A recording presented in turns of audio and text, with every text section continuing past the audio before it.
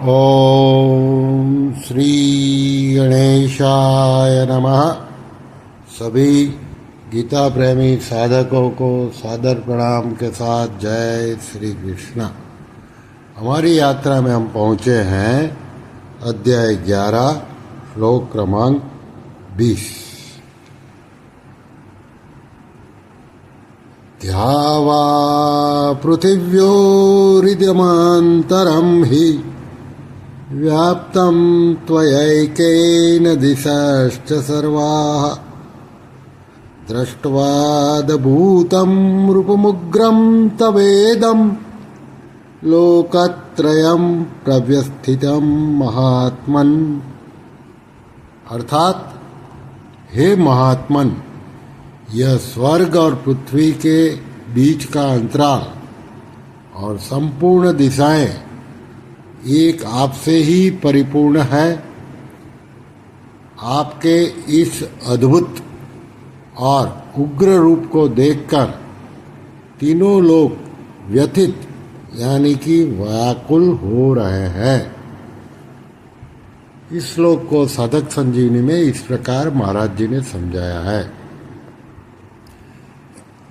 महात्मन, इस संबोधन का तात्पर्य है कि आपके स्वरूप के समान किसी का स्वरूप हुआ नहीं, है नहीं, होगा नहीं और हो सकता भी नहीं।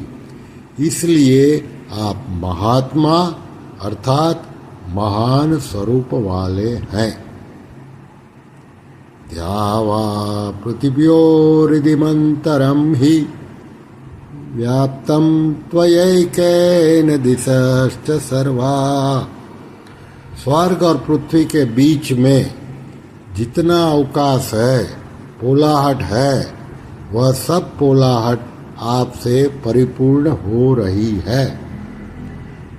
पूर्व, पश्चिम, उत्तर और दक्षिण, पूर्व उत्तर के बीच में ईशान, उत्तर पश्चिम के बीच में वायव्य, पश्चिम दक्षिण के बीच में नैऋत्य और दक्षिण पूर्व के बीच में आग्नेय तथा ऊपर और नीचे, ये 10 दिशाएं आपसे व्याप्त हैं।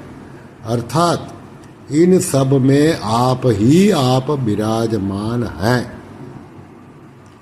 दृष्ट्वादभूतं रूपमुग्रं तवेदं लोकत्रयं प्रव्यस्थितम्। 19वें श्लोक में तथा 20वें श्लोक के पूर्वार्ध में स्वरूप का वर्णन करके अब 20वें श्लोक के उत्तरार्ध में 20वें श्लोक के उत्तरार्ध से 22वें श्लोक तक अर्जुन उग्र रूप के परिणाम का वर्णन करते हैं। आपके इस अद्भुत, विलक्षण, अलौकिक, आश्चर्यजनक, महान, दैदीप्यमान और भयंकर उग्र रूप को देखकर स्वर्ग, मृत्यु और पाताल लोक में रहने वाले सभी प्राणी व्यथित हो रहे हैं, भयभीत हो रहे हैं। यद्यपि इस श्लोक में स्वर्ग और पृथ्वी की ही बात आई है, ध्यावा पृथिव्योः, तथापि अर्जुन द्वारा लोकत्रयम कहने के अनुसार यहाँ पाताल भी ले सकते हैं। कारण कि अर्जुन की दृष्टि भगवान के शरीर के किसी एक देश में जा रही है और वहाँ अर्जुन को जो दिख रहा है वह दृश्य कभी पाताल का है, कभी मृत्युलोक का है और कभी स्वर्ग का है। इस तरह अर्जुन की दृष्टि के सामने सब दृश्य बिना क्रम के आ रहे हैं। यहाँ पर एक शंका होती है कि अगर विराट रूप को देखकर त्रिलोकी व्यथित हो रही है तो दिव्य दृष्टि के बिना त्रिलोकी ने विराट रूप को कैसे देखा? भगवान ने तो केवल अर्जुन को दिव्य दृष्टि दी थी। त्रिलोकी को विराट रूप देखने के लिए दिव्य दृष्टि किसने दी? कारण कि प्राकृत चर्म चक्षुओं से यह विराट रूप नहीं देखा जा सकता, जबकि विश्वमिदं तपंतम 11वें अध्याय का 19वां श्लोक और लोकत्रयम प्रव्यस्थितम पदों से विराट रूप को देखकर त्रिलोकी के संतप्त और व्यथित होने की बात अर्जुन ने कही है। इसका समाधान यह है कि संतप्त और व्यथित होने वाली त्रिलोकी भी उस विराट रूप के अंतर्गत ही है, अर्थात विराट रूप का ही अंग है। संजय ने और भगवान ने विराट रूप को एक देश में देखने की बात एक स्तंभ कही, पर अर्जुन ने एक देश में देखने की बात नहीं कही, कारण कि विराट रूप देखते हुए भगवान के शरीर की तरफ अर्जुन का ख्याल ही नहीं गया। उनकी दृष्टि केवल विराट रूप की तरफ ही बह गई। जब सारथी रूप भगवान के शरीर की तरफ भी अर्जुन की दृष्टि नहीं गई, तब संतप्त और व्यथित होने वाले इस लौकिक संसार की तरफ अर्जुन की दृष्टि कैसे जा सकती है? इससे सिद्ध होता है कि संतप्त होने वाला और संतप्त करने वाला तथा व्यथित होने वाला और व्यथित करने वाला, ये चारों उस विराट रूप के ही अंग हैं।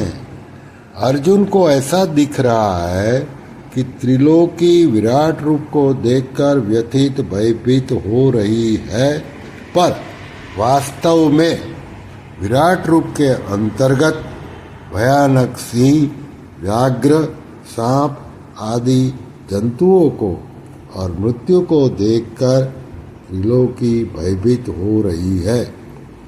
देखने, सुनने और समझने में आने वाला संपूर्ण संसार भगवान के दिव्य विराट रूप का ही एक छोटा सा अंग है। संसार में जो जड़ता, परिवर्तनशीलता, अदिव्यता दिखती है, वह वस्तुतः दिव्य विराट रूप की ही एक झलक है, एक लीला है। विराट रूप की जो दिव्यता है उसकी तो स्वतंत्र सत्ता है, पर संसार की जो अदिव्यता है उसकी स्वतंत्र सत्ता नहीं है। अर्जुन को तो दिव्य दृष्टि से भगवान का विराट रूप दिखा, पर भक्तों को भाव दृष्टि से यह संसार भगवत रूप दिखता है। वासुदेव सर्वम। तात्पर्य है कि जैसे बचपन में बालक का कंकड़ पत्थरों से जो भाव रहता है, वैसा भाव बड़े होने पर नहीं रहता। बड़े होने पर कंकड़ पत्थर उसे आकृष्ट नहीं करते। ऐसे ही भोग दृष्टि रहने पर संसार में भाव रहता है, वह भाव भोग दृष्टि के मिटने पर नहीं रहता। जिनकी भोग दृष्टि होती है उनको तो संसार सत्य दिखता है, पर जिनकी भोग दृष्टि नहीं है ऐसे महापुरुषों को संसार भगवत स्वरूप ही दिखता है। जैसे एक ही स्त्री बालक को माँ के रूप में, पिता को पुत्री के रूप में, पति को पत्नी के रूप में और सिंह को भोजन के रूप में दिखती है, ऐसे ही यह संसार चर्म दृष्टि से सच्चा, विवेक दृष्टि से परिवर्तनशील, भाव दृष्टि से भगवत स्वरूप और दिव्य दृष्टि से विराट रूप का ही एक छोटा सा अंग दिखता है। श्री कृष्ण शरणम मम, श्री कृष्ण शरणम मम, श्री कृष्ण शरणम मम। ओम श्री कृष्णार्पणमस्तु।